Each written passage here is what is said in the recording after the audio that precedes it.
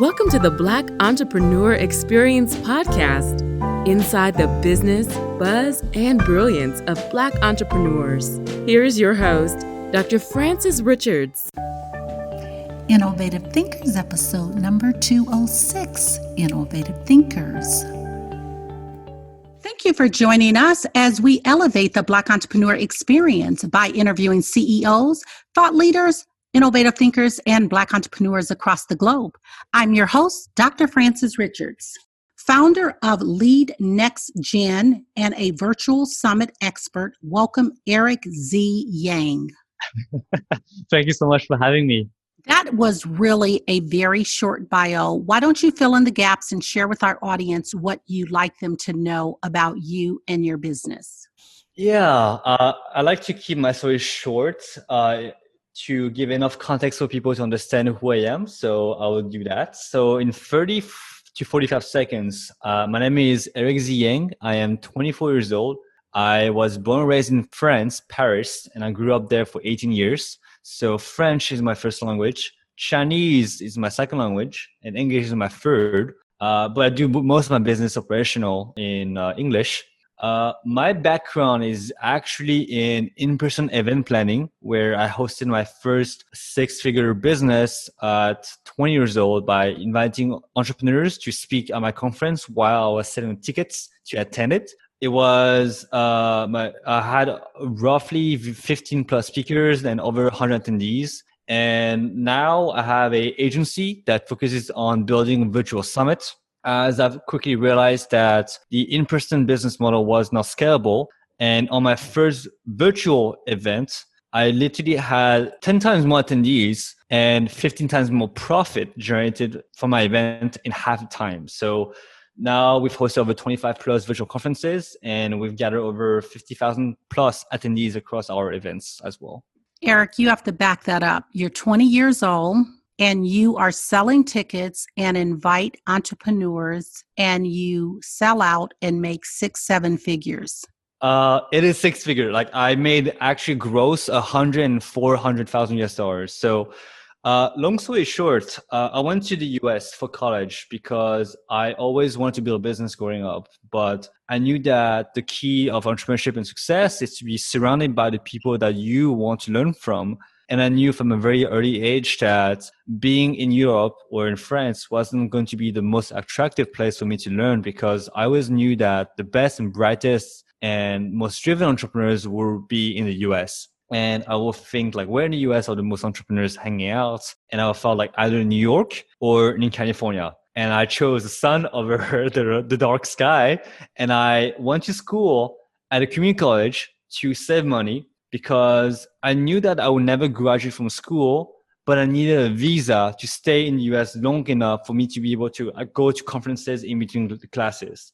My parents, thankfully, did not know the difference between a community college or a 4-year institution. So I told them I'm going to college, and they'll be happy. And you know, they paid money. It wasn't that much more expensive than school back in France. And I went to business conferences, workshop, networking events, seminars almost every weekend during my first 2 years of school, and maybe getting over 60 plus events in a matter of like a year and a half.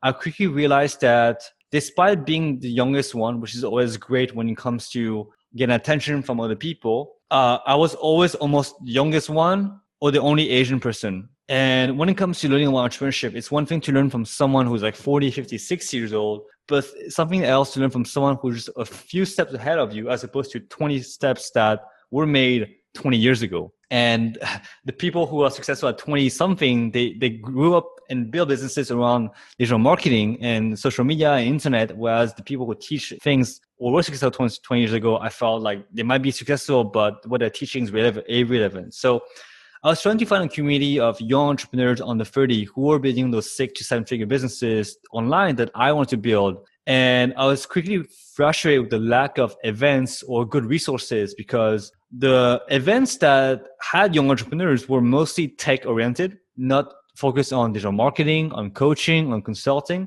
And I also did not want to fake it to make it by being a life coach or business coach at 20 when I have no experience. So what I did was I invited the experts. I invited the people that I look up to. I invited the people that were successful to speak at my event so that I can sell to the same people, aka other version of myself who were aspiring entrepreneurs, who were also looking for young entrepreneur community, who are also looking to learn from people who have walked the talk as opposed to faking the talk, and being able to sell tickets to that access, because I know that will be something that I wish I had when I landed in the US 2 years before that.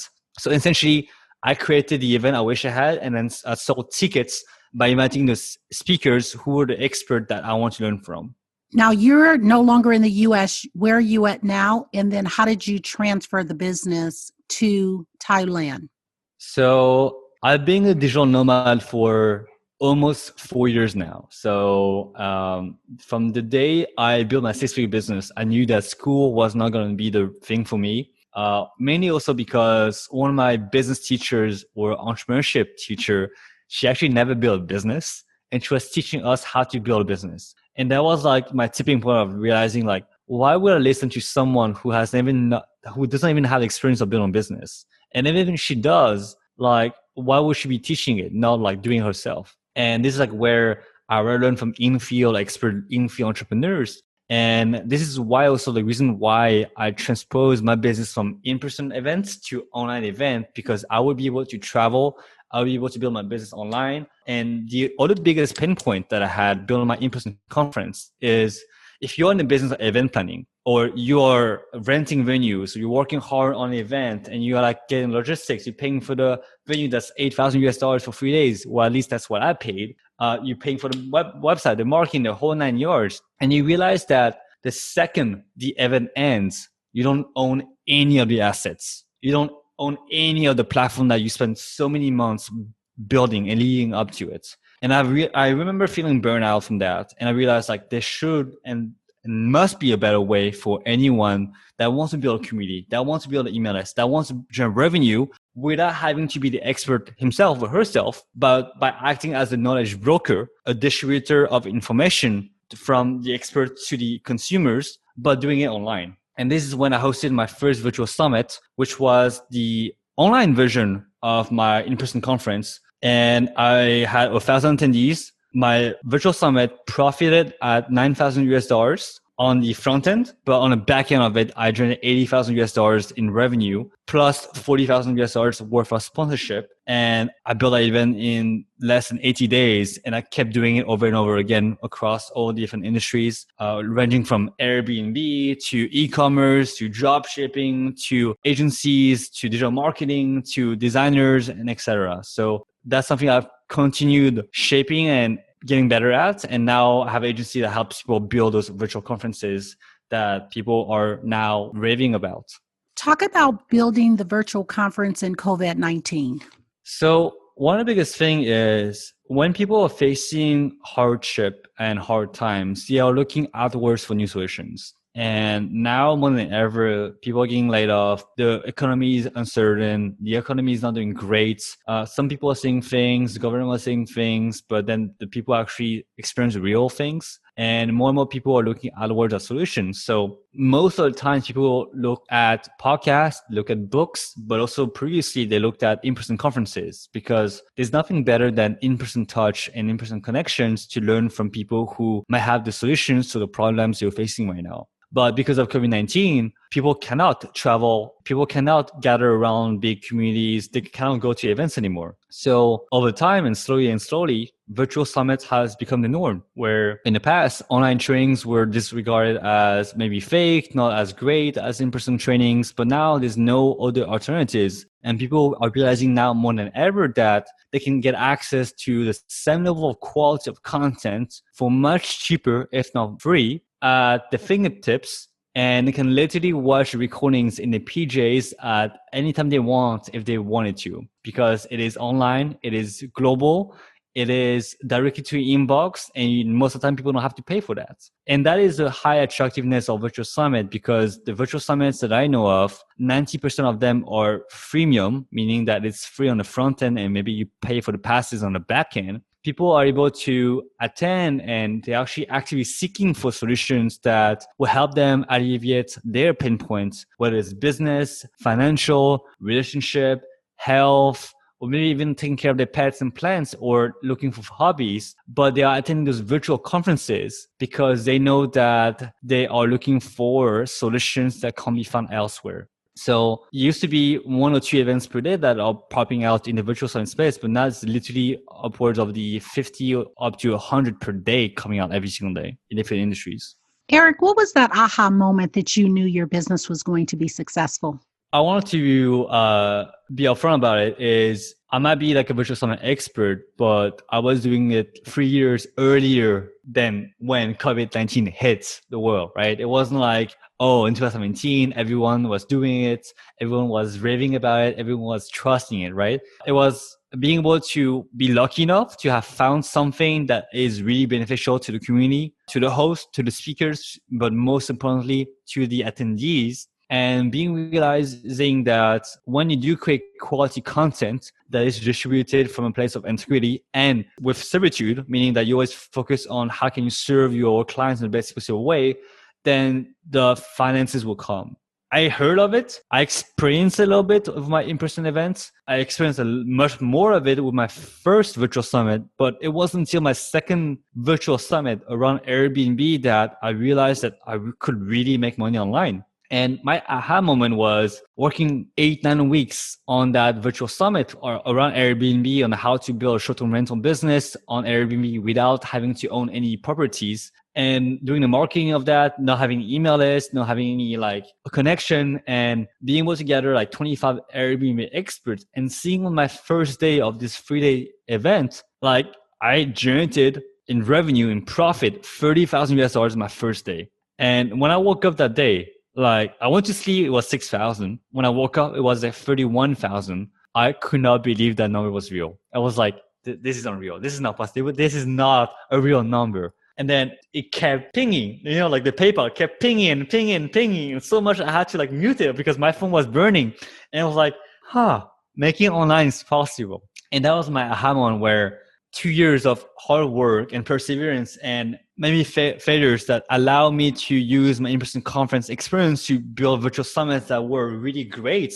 And then to the point where my phone was burning because PayPal pings you over and over again for those like cash coming in. And that was my aha moment. And this is like the moment where I realized I could do more of it. And I did it enough of time where came with a place of certitude that I can help other people do the same with their own industry. And that's what we did, and we keep doing ever since. Eric, talk about building your email list. You mentioned that at first you did not have an email list. Talk about how large your email list is today and how did you build that email list? That is a great question. And before even that, I would like to say that email list is a gold mine of every businesses. When you have an email list, you have direct access to your customers. People you might have followers on Instagram, on Facebook, on a podcast, but whenever you are putting a post out there, Facebook, Instagram, or whatever platform you're on is going to restrict the access to the integrity of your audience because they want you to pay for access to your own audience. But when you have emails, like you have a direct access to your audience where you can communicate whenever you have an offer, when you have something to share, happy news, promotion, and be able to have them excited to be part of your community, right? In 2017, I didn't have any email list. And throughout the conferences that I built, I've created a community of 50,000 emails or attendees across different industries. But if we also add the virtual summit that I've consulted for and helped build, we are close to 90,000 emails. And all of those emails, attendees were coming from a virtual summit. And here's why it's such a powerful tool for everyone to think of if you're focused on email list or lead gen. So when it comes to lead gen, it's always a trade-off where you give something valuable to the customer or the prospective client in exchange of their emails, right? Will it be like a PDF or templates or maybe a webinar, right? But the industry is a little bit tired of video content or they're a little bit tired of webinar because they know they're going to get pitched at the end of it. So this is what I call the webinar sweat fatigue, where people are getting tired and they know what's going to happen at the end of it. But with Virtual Summit, when you're able to show them that they have access to potentially 10, 15, 20 hours of content curated for them in a compact and really easy to understand format that is not only free, but also global, meaning that you can attend from anywhere in the world from either your laptop or your phone. And the only trade that you have to do as a customer or attendee is you put in your email. That is an almost no-brainer on a landing page. Our conversion rates from cold traffic marketing to a landing page to then signing up is roughly 75%. I know that for webinars, it's roughly 20 to 35%. But the reason why Virtual Summit is such a high perceived value is, once again, like, it is one thing to learn from a webinar from one person that might have the solution that you're looking for, but it's another thing to have 20 speakers around the theme that you are trying to get solved in your life, and having your 20 people give you a masterclass for free on the subject that you're trying to improve upon or learn more about. So with that being said, you might be thinking like, Eric, like, how much money did you have investing into like those email lists, right? Like, you must have spent a ton of money to gather this email list. And we did spend a lot of money to gather those attendees because we primarily rely on media buying, aka paid traffic, to get those customers. But the catch is, I never spent a single dime from my pocket to get those attendees. And you might be asking now, like, how the hell did you do it, Eric, if you didn't spend a dime from your pockets? Well, we actually got self-funded through sponsorship, aka we had other companies pay us to advertise their brand, their company, their speakers on our virtual summit. And we use their money that they've used on us to speak or be promoted on our platform to be reinvested into paid traffic, so that we reuse their money to actually help them look better in front of more eyeballs. And we keep doing that more and more and more. And in average, we help raise for our clients like $25,000 in sponsorship. And the most we ever raised for Virtual Summit was $75,000. And the host didn't even have an email list back then. Eric, there are so many brands and businesses that are dominating. Share a brand or business that's dominating that you admire and why. When it comes to content, right? I'm in the content business, meaning that in the info product business, the information business. But a brand that we look up to is two: Gary Vaynerchuk from VaynerMedia, and Elon Musk from Tesla and his wife. So Gary Vaynerchuk, for those of you who don't know him, he is a digital marketer who has an agency that's worth, I believe, $350 million.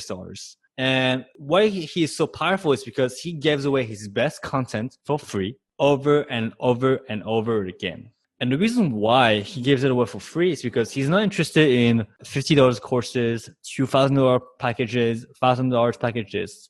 He's interested in those 6-figure deals, 7-figure deals, multiple 7-figure deals. Those like top 50 companies where they pay him millions of dollars to make it happen. But how does he get those companies to trust him? By having social proof by other people about saying that his content has changed their lives. So instead of chasing like 1,000 little fishes, he chases this one big fish by pouring them with content. And here's the genius part, in my opinion, is he knows that those companies don't have time to listen to his hundreds of hours of content on his YouTube, in his book, in his podcast. They just want someone or the agency to do for them what this person is preaching. And this is what the agency-based model is so powerful when it comes to getting a high-ticket client, is when you give away your best content for free, they can spend their own time by doing it themselves, by going after your content. But the ones that truly understand that time is the most important essence beyond anything else, then they understand that they will need to hire you to help them create what you have created for yourself and your other clients. And this is how he charges, like the least he's charged is like $30,000 per month per client. And he's not even directly involved in projects. So Gary Vee is really smart about that.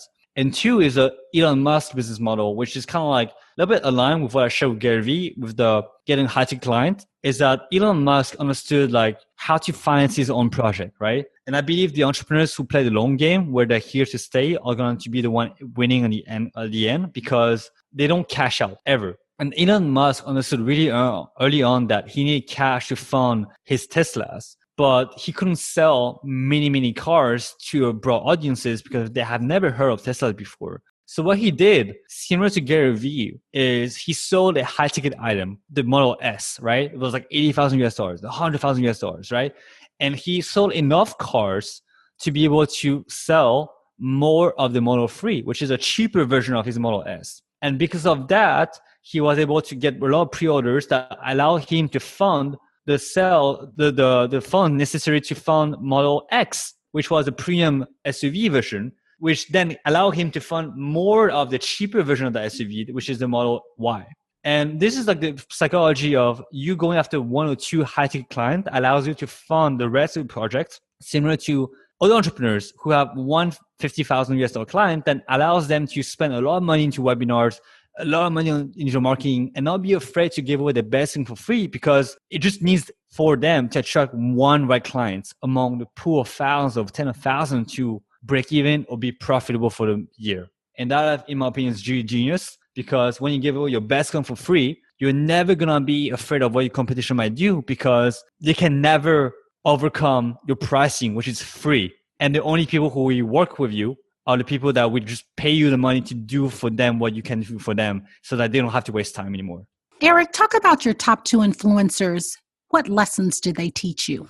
So I shared like briefly with Elon Musk and Gary Vee about that. But again, the biggest lesson I got is that I'll just say the one thing. You don't have to know everything. You don't have to fake it until you make it. You can just act as a broadcaster of information, the way that you're doing it, right? Like, you might not know about Virtual Summit, but you brought me, a Virtual Summit expert, to share content and create content for you on your behalf for you to distribute to your audience. The same way that if you are someone that wants to teach something, you don't have to be the one teaching it directly. You can have a platform, whether it is a podcast, a Virtual Summit, an in-person conference stage, a workshop, a meetup, or even like be able to write a book where you interview other people who know a lot about the topic that you want to talk about. But the voice needs to be filled by experts.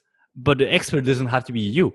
You can just be the content curator. And I think a great example is the famous book, Think and Grow Rich by Napoleon Hill. The content is not his. He interviewed 200 millionaires, couple billionaires, and he compiled the best answers into an easy to read book. And that's how he sold like millions of copies. At the end of the day, the name on the book is not those 200 people he interviewed, right? It is Napoleon Hill. In a way that when you interview me, it's not Eric's podcast. No, it is Francis Richard's podcast. And this is such a powerful thing, because you get out of this imposter syndrome where you have to be an expert, but you don't have to. You have to know enough to be able to answer smart questions.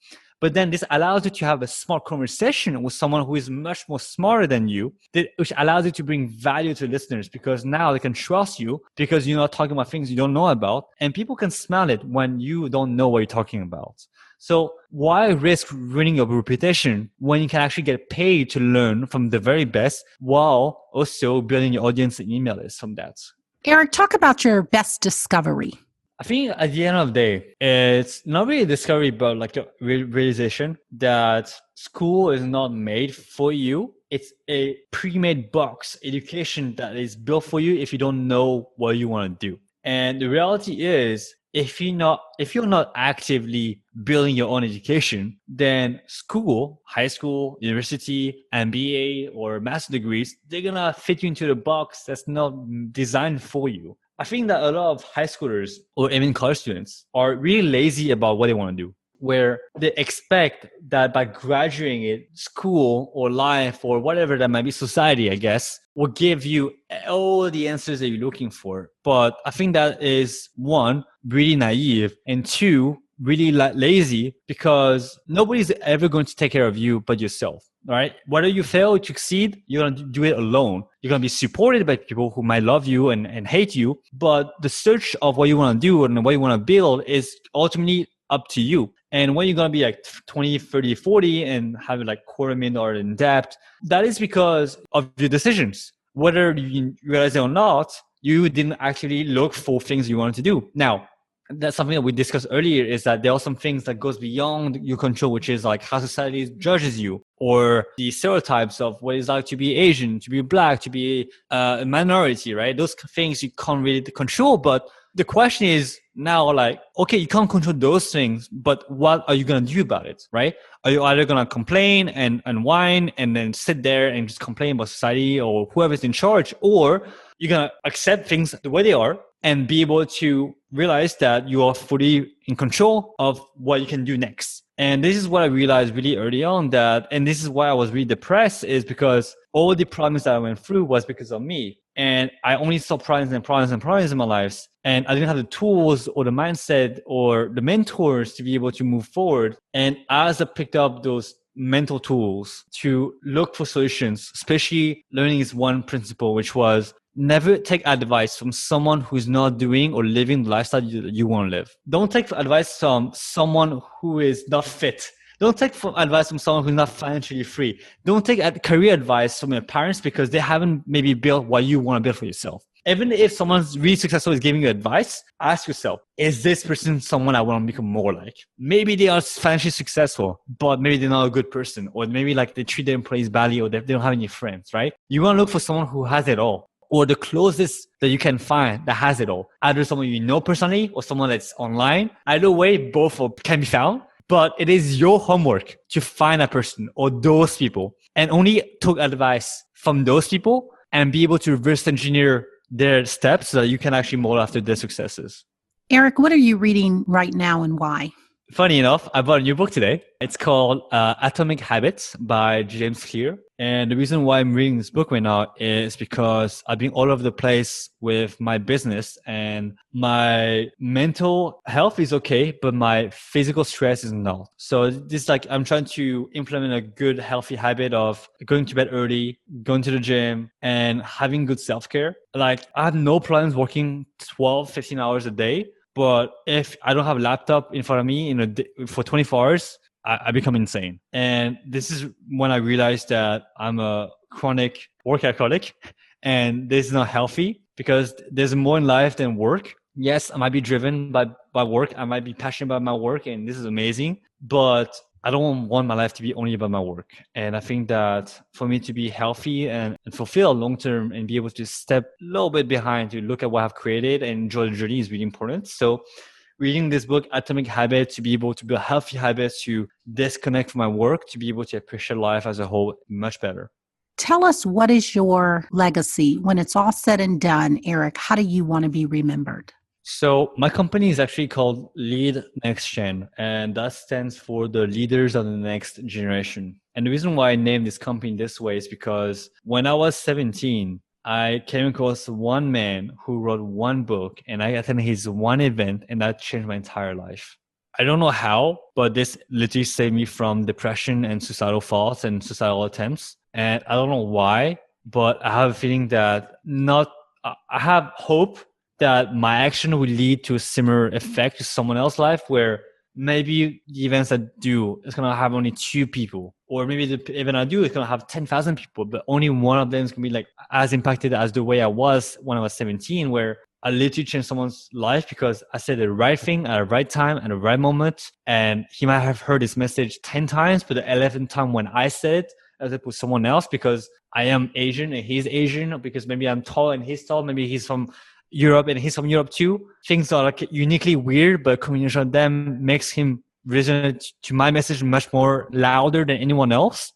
Is going to help him feel better and be back on track. And I have this aspiration of helping others realize that they have power in their own weirdness. Yes, you might not fit anywhere, but that's the beauty of not fitting anywhere, is that there's all the misfits. There's all the people that don't fit because of the same things that you go through. And you speaking louder and you being able to show them the path that you have walked, and the pain and struggles and the blood, sweat, and tears, and you being a carrier and a messenger of hope and light because you have made it through. And they were just looking for this one person, right? Going back to what I said earlier, this one person who is doing what you want to do and also building what you want to do. You might be this person to this person. The same way that you might be the role models to your 5-year younger self, right?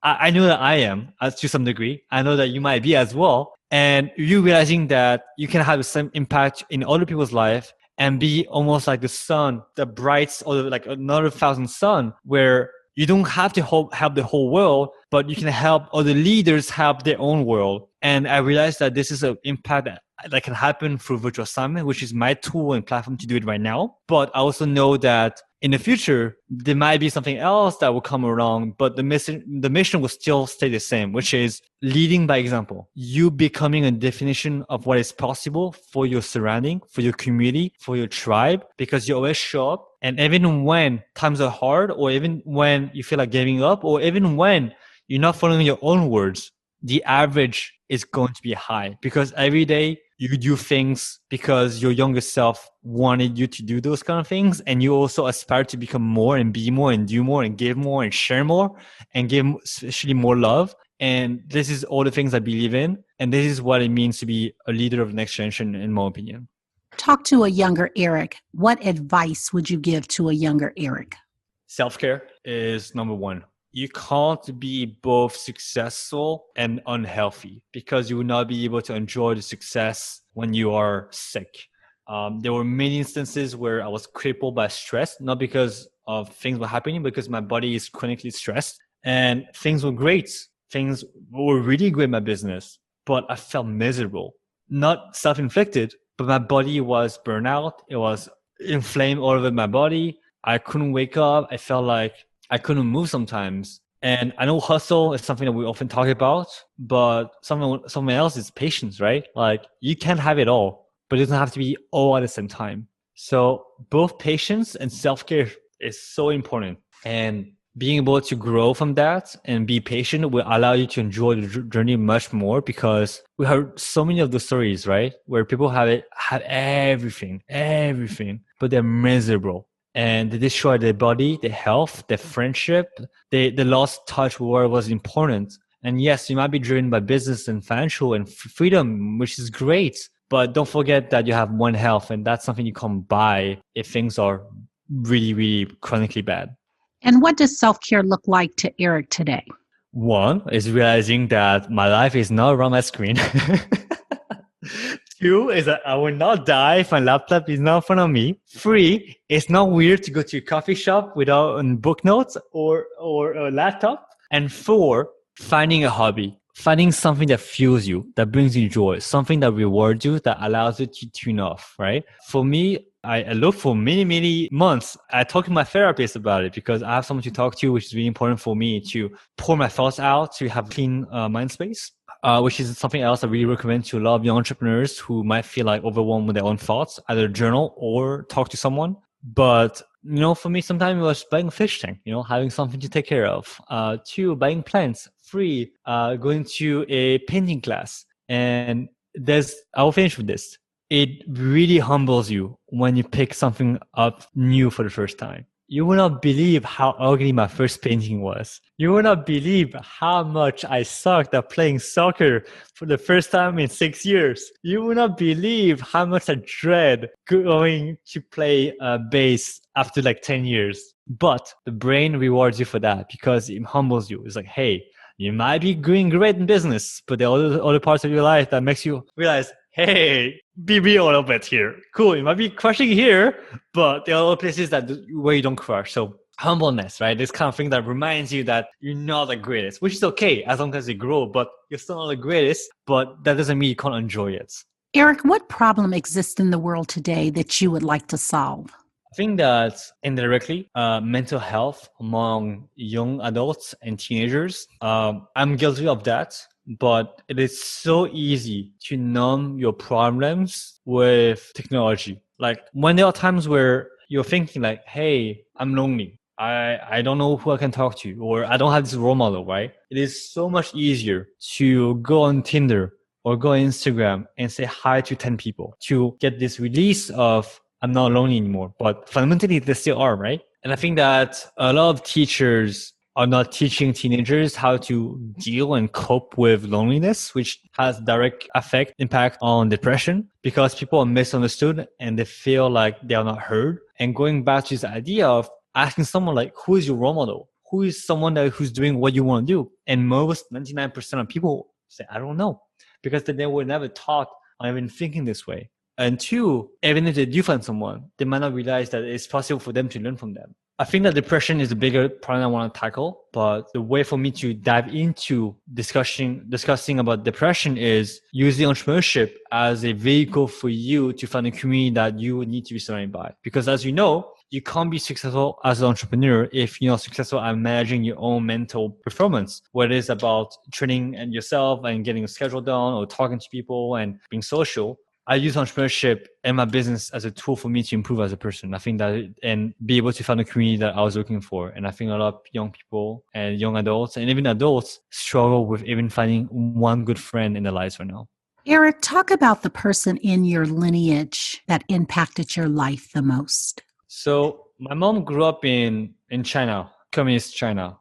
My grandfather literally owned an entire street of houses in a big city in China. It was like 50 houses, right? Because my mom's side of the family were really wealthy. But when communists rose in power, they lost everything. The government seized everything, and there were 7 people in a small apartment.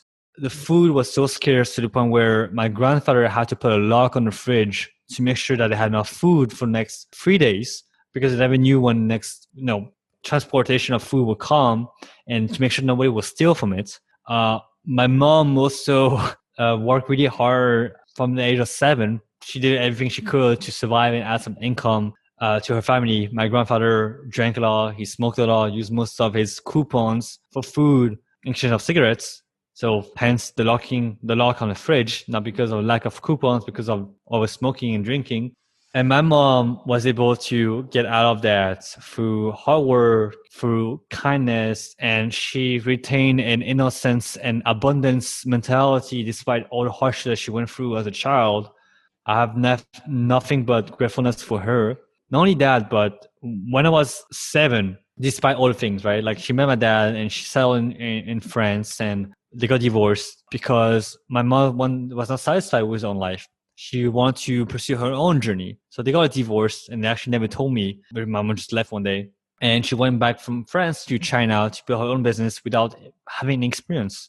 And she built a fashion school because she always wanted to learn fashion growing up, and she didn't have any fashion experience. So she invited fashion teachers to teach for her students. And she was able to invite 3 students on the first year, 50 students on the second year, 200 students on the third year, et cetera, et cetera. And now she has over 2,000 students in her university and have 4 campuses. And she always tells me, like, you see, I don't have an education, and yet I have so many teachers and people who listen to me who have MBAs. And she was a living example, once again, that you don't need to have it all. You just need to invite the people who know it all to do it for you, and you just take care of the whole operation, and then you can become an owner. So all of that, despite everything, she still took a lot of time talking to me, taking care of me, and be able to be there. And she always reminded me that financially successfulness is important, but don't ever lose touch with what is important, and never, ever forget where you come from. Talk about your podcast. So the podcast was essentially a tool for me to pour all the thoughts and knowledge and strategies and advice that I would give to my younger self. Most of my episodes are solo episodes. And the reason why is because when I record an episode, I'm thinking like, what is 18 years old Eric need to hear? Or what can I teach Eric right now, like going through right now, that is 5 years older? And me being able to create content as a voice for my younger self and distribute to other people through my podcast. And I know that other people similarly to the position I was in 5 years ago needed to hear, or at least I think so, would like to hear what it's like to build a business without having a degree, because I'm a college dropout and technically a disgrace to my age and heritage, but my mom is okay with that because I'm successful. Being able to be that voice for the others, be able to be that voice of that example of maybe someone that is doing something you want to do, maybe not all degrees, but some degrees. That is the intention of my podcast, but also for me to be able to record and put a date stamp of my train of thoughts at this day and age, because maybe my train of thought will change 2 years ago, two years from now, but at least, you got to go back and think, interesting, 2020 Eric for that. What a moron, but at least he published that. Eric, if you conducted this interview, what is the one question you would have asked yourself? I want you to ask the question and answer it. That is a great question. A question that I always ask. So a podcast that I loved listening when I was struggling was Johnny Dumas' podcast, Entrepreneur and Fire. And I think that one of his questions, the last question he always asks his guest, and it was always the same question, was if you lost everything and you were transported to another world, identical to the one that we're living in today, nothing has changed, but you have no network, you have all the knowledge in the world that you have accumulated to this point, but nobody knows who you are, and you have $500 in your pocket, what will you do? Because this gives an idea to the listeners. If they were in their shoes with no connections, no authority, no revenue, but $500, which is something that a lot of people can maybe find or at least get a loan from someone, I think that is a really brilliant question to ask someone, especially if they're an entrepreneur. You have to answer it, Eric. Oh, okay. With $500, I will actually not touch it, but I will have a podcast. I will have a podcast because I don't know what I want to do. So I'm going to ask people who I think are the people that I want to learn from. And I don't want to pay for school. I don't want to pay for a course because I don't have money to pay for school. I don't have money to pay for a course, but I have enough money to pay for internet. So let's say $3 a month. I probably have a phone because everyone has a phone. So I can interview someone on Zoom from my phone and I can record my phone and can launch my podcast for less than $100. I will record 50 episodes before even deciding if I wanted to go to college, and ask those people that I want to learn from if they have gone to college and if that was successful or needed for them. So I don't have to make mistakes that they have made if they did or if they did not. And with the $400 remaining, I will find the top 5 people that I want to build a relationship with, and I will send them a gift, because not a lot of people receive gift because after a conversation that you have on a podcast, and that will be the stepping stone of a potentially great relationship with someone who has built what you want to build. And then from there, ask what they need, ask how you can help, and maybe even work for them for free or even get an internship and get paid to learn from someone who's doing what you want to do. We've come to the part of our interview. It's called Fun Facts Lightning Round. Eric, I'm going to ask you a series of questions. I would like you to give me very quick answers. If there's something you desire not to answer, feel free to say pass. Are you ready for the Fun Facts Lightning Round? I'm ready on fire. The last movie you saw? It was Parasites. You relaxed doing what? I relaxed getting a massage for $7 an hour. Your favorite singer or rapper? My favorite singer right now would be, I don't have a singer per se, but I play a lot of Studio Ghibli, which is a Japanese animation studio. Your favorite dance song? Pass. I don't have anything on top of my head right now. What food you eat every week, no matter what? Ooh, I love my Indian food with some good naan bread. Hit the gym or hit the couch? Gym every day, 6 a.m., 6 days a week. Your favorite month? I like January, fresh starts. Tell us your first job. I actually never had a job in my entire life. Eric, thank you so much for joining us on Black Entrepreneur Experience Podcast. Before we let you go, why don't you share with our audience the best way for them to connect with you and to do business with you? Well, first of all, I want us to thank you for this amazing interview. I had a lot of fun chatting with you, and those questions are really insightful. So I don't know how many people say that to you, but I acknowledge you, I heard you, and I hear your voice and your work from that. So thank you for that. Thank you, Eric. Yeah, 3 ways to find me. 1, you can find me on Instagram at YangAry20. 2, on my website from my agency, LeadNextGen.com.